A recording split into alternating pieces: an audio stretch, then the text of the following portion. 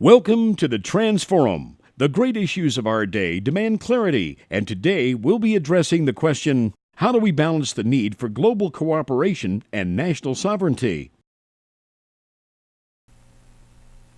I'm Dennis Peacock, and this is the TransForum. And we're dealing with why did we choose here at the TransForum the 6 major issues we chose and say, hey, those are the great issues of our day. Well, I've been involved in analyzing the news since 1968, 1965, whatever. My background academically at UC Berkeley was political theory with a bunch of macroeconomics thrown in.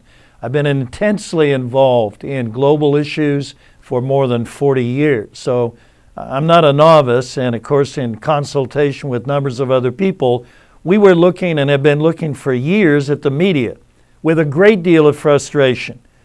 We're frustrated because we keep hearing news analysis without any real analysis of the major principles or why the news, quote unquote, really is a great issue of the day. Well, here on the TransForum, we're here to offer a remedy for that. We want to engage you. We want to engage whatever level you want to engage, from academia to man on the street, woman in the street, student. We're up for all of it.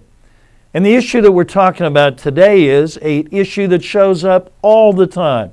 You cannot listen to a news broadcast on television anywhere in the world or read a newspaper anywhere in the world that's other than a Marvel comic book, so to speak, that isn't dealing with today's big issue.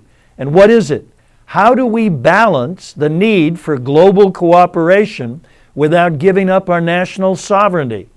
That is a huge question. The world allegedly is flat. Technology is and economic trade and transportation, it's flat in the world. That means that technology and travel and globalization, it's making us very much aware that we're one global community. But does that one global community preempt the right of nations? Put another way, is the Constitution of the United States the supreme law for the United States, or should we abandon the Constitution and try and develop a global Constitution that forces universal law on every nation? In other words, take away the national sovereignty of every nation and blend into a global world government. That is a huge issue, folks. And it shows up in many, many different ways. It drives foreign policy. It drives international law. It drives the EU. It raises questions about the very nature of freedom, foreign policy, and defense. This is a TransForum. We want to engage you, but we're not going to engage you on a superficial, or I would say a childish or stupid level. We want to talk about the principles, so we're not just talking about today's headlines, we're talking about the underlying root issues behind these great issues.